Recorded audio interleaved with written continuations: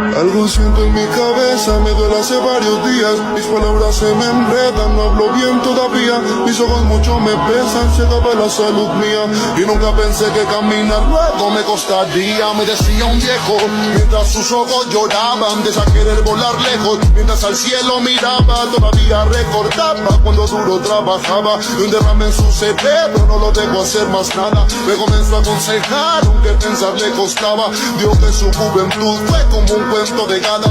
Para un cuervo de caer el tiempo se necesita. Ser la rosa más hermosa, con el tiempo se marchita. El roble se va pudriendo, el agua se va consumiendo, el humo desapareciendo y las personas van muriendo. Que tu vejez la sintió viendo sus nietos creciendo y ahora la siente más que todo, se le está impidiendo y lloviendo. Que todo se va acabando, nada dura para siempre. El cuerpo se va desgastando, el árbol de roble más fuerte algún día se va a caer. Nada dura.